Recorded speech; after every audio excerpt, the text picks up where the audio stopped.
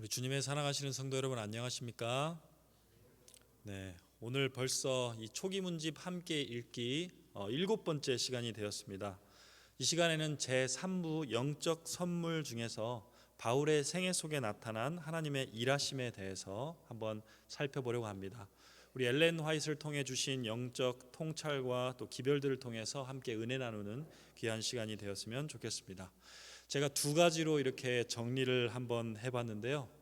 어떻게 우리 하나님께서 바울의 생애를 통해서 일하셨을까? 두 가지로 함께 은혜를 좀 나눠보도록 하겠습니다. 첫 번째로는 하나님께서 바울의 약함을 통해서 일하셨다는 것입니다. 고린도후서 12장 9절에 보면 이런 말씀이 나오죠.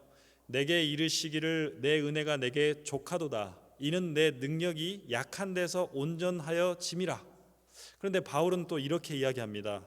이러므로 도리어 크게 기뻐함으로 나의 여러 약한 것들에 대하여 자랑하리니 이는 그리스도의 능력으로 내게 머물게 하려 함이라.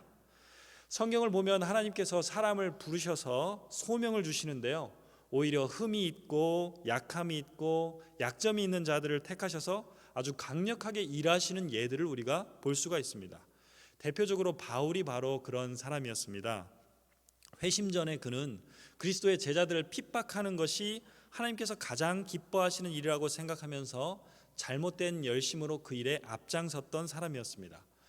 그래서 대제사장으로부터 예수 믿는 혐의 가진 사람은 누구든지 체포할 수 있는 권한을 위임받아서 다메섹까지 이 제자들을 쫓아간 것입니다. 그런데 그가 다메섹 도상에서 누구를 만났습니까? 갑자기 태양빛처럼 밝은 빛으로 나타나신 예수 그리스도를 만나서 회심하게 되는 것입니다. 나는 내가 핍박하는 예수라. 이 음성을 듣고 이제는 사도 바울이 되어서 후에 신약 성경 14권을 기록할 만큼 위대한 사명을 감당하게 되었습니다. 그러나 하나님께서는 이런 바울이 여러 번 내 육체의 가시를 제해달라고 간구하는 그 기도를 들어주지 아니하세요. 내 능력이 내게 족하며 내 능력은 오히려 약한 데서 온전해진다 라고 말씀하시면서 약함을 지닌 채 사역하라는 것입니다. 아마 눈이 잘 안 보이는 그런 안질이었겠죠. 왜 하나님께서 이런 약점을 허락하셨을까요?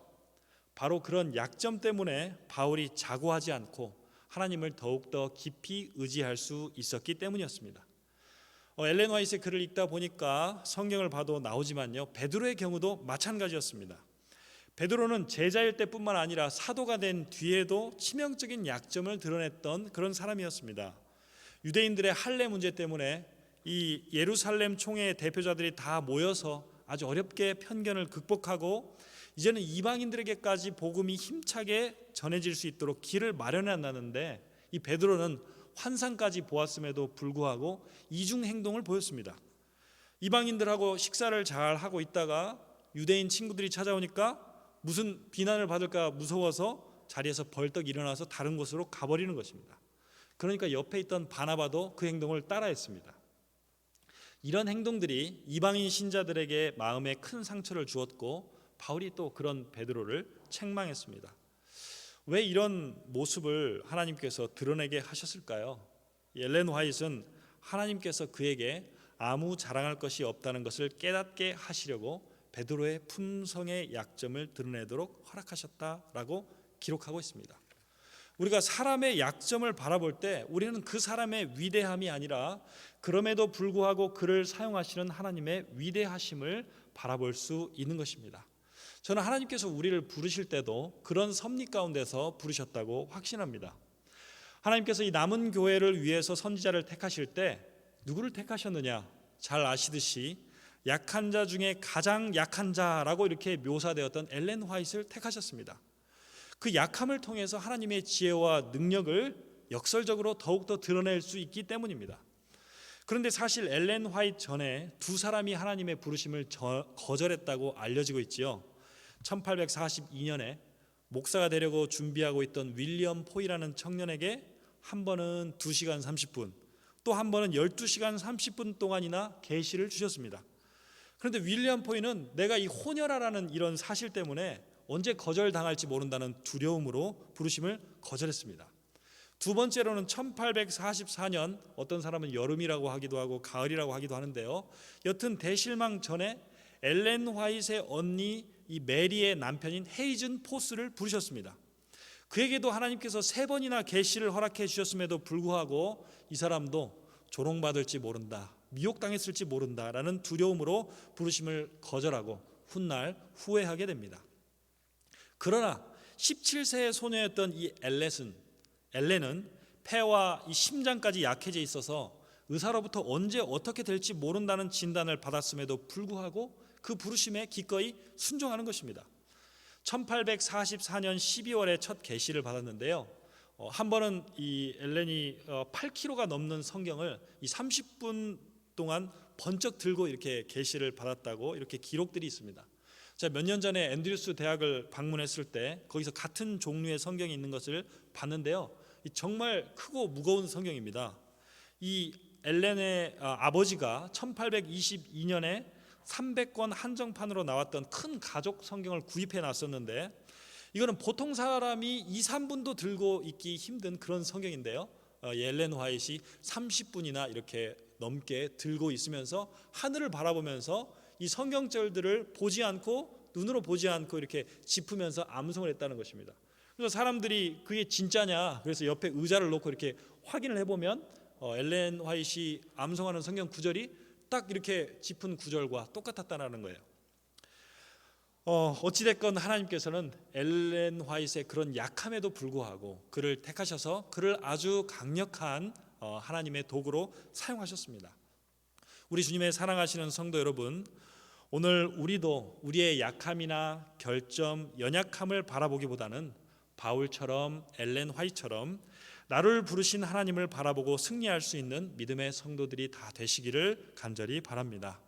저도 참 이 약점이 많고 허물이 많은데요. 저도 그런 약점 때문에 우리 하나님을 더 깊이 의지할 수 있다면 참 행복할 것 같습니다. 두 번째로는 하나님께서 바울의 고난을 통해서 일하셨다는 것입니다. 빌립보서 1장 29절에 있는 말씀을 다 같이 한번 찾아서 읽어볼까요? 빌립보서 1장 29절에 있는 말씀입니다.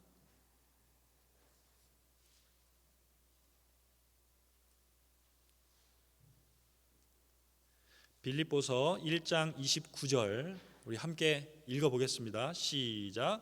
그리스도를 위하여 너희에게 은혜를 주신 것은 다만 그를 믿을 뿐 아니라 또한 그를 위하여 고난도 받게 하심이라. 이 바울은 정통 유대인이자 학식이 있던 자로 또 로마 시민권자로 아주 큰 영향권을 가지고 있던 그런 사람이었습니다. 이런 바울이 그 포지션을 그대로 유지한 채 영향력을 행사했으면 참으로 멋지게 선교를 했을 것 같다라는 생각 혹시 해본 적 없으십니까? 그런데 이 바울은 그런 모습으로 선교를 하기보다는 오히려 유대인들에게 쫓기고 위협을 당하고 굴욕적인 방법으로 사역을 할 때가 참 많았습니다. 밤중에 광주리를 타고 성 밖으로 이렇게 메어서 도망가기도 하고요. 고린도후서 11장 23절부터 바울의 표현에 의하면 내가 옥에 갇혀서 여러 번 죽을 뻔했고 40에 하나 감한 매를 5번 맞았고 3번 태장으로 맞았고 춥고 헐벗고 굶주리며 옥에 갇히기도 했다. 이렇게 많은 핍박받은 그런 사례들을 기록하고 있습니다. 그런데 바울의 이런 고난의 모습들을 통해서 하나님께서는 더 강력하게 복음을 전하셨다는 거예요. 바울이 한 번은 크게 주목을 받고 높임을 받던 때가 있었습니다. 그런데 그때는 보면 오히려 바울의 사업에 역효과가 찾아왔어요. 한 번은 바울이 루스드라에 가서 헬라어로 유창하게 사람들 앞에서 연설을 했습니다. 거기는 유대인 회당이 없기 때문에 주피터 신전이나 사람들이 많이 모인 곳에 가서 복음을 전했는데요. 이 사람들이 이 바울과 바나바의 그런 모습에 감동을 받아서 사람의 모습으로 강림한 신이라고 이렇게 생각하기 시작하는 것입니다. 바울은 웅변을 잘하니까 헤르메스 신일 거다. 그리고 바나바는 그 모습이 품위가 있기 때문에 제우스 신일 거라고 이렇게 생각을 했습니다. 더군다나 이 앞에 앉아서 복음을 듣던 안준뱅이를 일어나서 걷게 하니까 사람들이 난리가 난 것입니다. 사람들이 이제는 바울과 바나바에게 예물을 가지고 와서 제사를 드리려고 했습니다.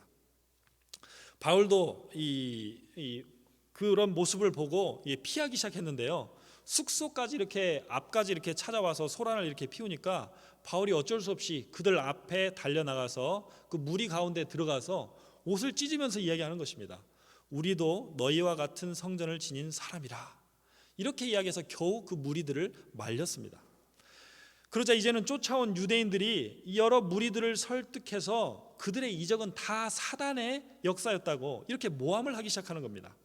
그러니까 존경하던 바울을 이제는 아주 멸시하면서 그를 끌어내서 돌로 치기 시작하고 그가 이제는 죽은 줄 알고 성 밖에 이렇게 버렸다라고 이렇게 성경은 기록이 되어 있습니다.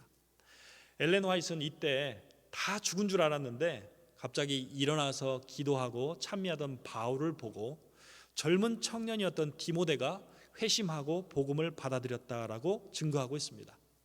안전뱅이를 일으켜서도 안 되던 일이 어떤 일을 통해서 이루어졌습니까? 바울의 고난을 통해서 열매를 맺게 된 것입니다.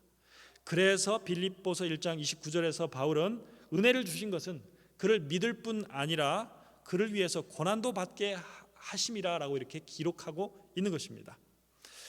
하나님께서는 바울의 고난과 매임과 갇힘을 하나님을 영화롭게 하고 또 그리스도에 대한 지식을 효과적으로 전달하는 수단으로 삼으셨습니다. 제가 어떤 이렇게 글을 읽다 보니까 댄 바우만이라는 사람이 1997년도에 이란에 이렇게 선교 여행을 떠났다는 사실을 알게 됐습니다. 왜 단기 선교를 거기로 떠났느냐? 이란의 그 선교 상황을 정탐하기 위해서 잠깐 갔었습니다. 그런데 그 일을 다 보고 이제 다시 이란을 떠나서 본국으로 출국하려고 하는데 이 사람이 갑자기 잡힌 거예요.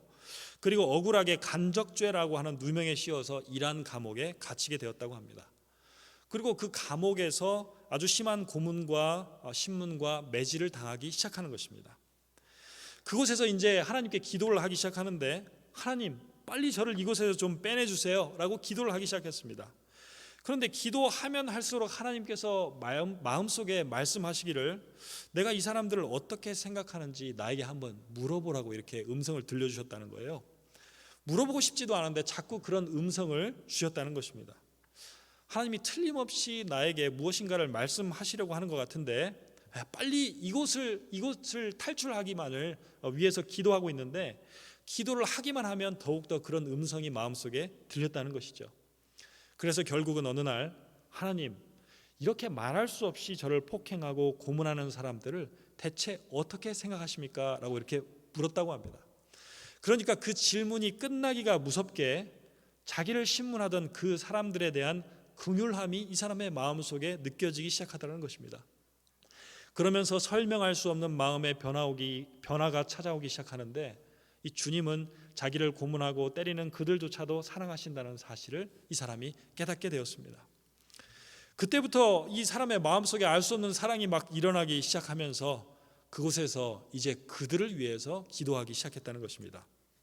몇 주가 그렇게 흘렀습니다.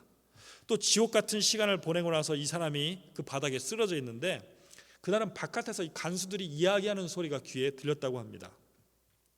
그들이 페르시아어로 막 이렇게 이야기를 하기는 했지만 이 사람이 이란 선교를 준비하면서 이미 페르시아어를 다 공부했기 때문에 그 간수들이 무슨 이야기를 하는지를 다 알아들었다고 합니다. 나는 기독교인들을 이해할 수가 없어. 이곳에 오면 이렇게 매를 맞고 죽는다는 것을 알면서도 왜 자꾸 이렇게 오는지 이해할 수가 없다고. 그리고 더 이상한 것은 우리가 자기를 이렇게 죽이려고 하는데 왜 우리를 위해서 이렇게 기도하는지 우리는 더 이해할 수가 없다고 이렇게 이야기를 하는 것입니다. 그때 이 바우만이 자기 감방에 도청장치가 되어 있었다는 것을 알았다고 합니다. 그는 자기를 고문하던 그 간수와 또 그 이란 땅을 위해서 하나님의 사랑을 품고 간절히 기도하던 그 간구를 그 간수들이 도청장치를 통해서 다 들었다는 사실을 깨닫게 되었습니다. 또 다른 간수가 그때 이렇게 이야기를 했다고 합니다. 나는 저 기독교인들이 무엇을 믿고 있는지 좀 안다고. 저번에 내가 한번 누구에게 들은 적이 있다면서 그 기독교의 복음에 대해서 그 사람이 그 간수들에게 설명을 해주더라는 것입니다. 예수님의 십자가 복음과 하나님의 사랑에 대해서 다 이야기를 하는데 이 바우만은 감방에서 매맞은 그 몸으로 쓰러져 있는 채 그걸 들으면서 깜짝 놀랐습니다. 더 놀란 것은 얼마 뒤에 그들 가운데서 3명이 예수를 영접했다는 것입니다. 나도 저 사람들이 믿는 그런 하나님을 한번 믿어보고 싶어. 이런 하나님의 사랑을 나도 한번 경험해보고 싶어. 그리고 9주가 지난 뒤에 사형 재판을 받아야 되는 그 재판석에서 판사가 이렇게 판결문을 낭독을 하는데 그냥 무혐의로 석방을 해줬다는 것이에요.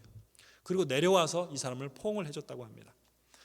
이때 댄 바우만이라는 사람이 왜 하나님께서 자신의 마음속에 그런 음성을 들려주셨었는지, 왜 이런 상황들을 허락해 주셨었는지를 비로소 깨닫게 되었다고 합니다.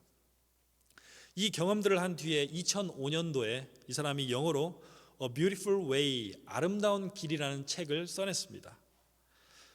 엘렌 화이트의 자서전을 읽어보면요, 그녀의 삶 속에도 참 알 수 없는 시련과 고난들이 많이 있었습니다.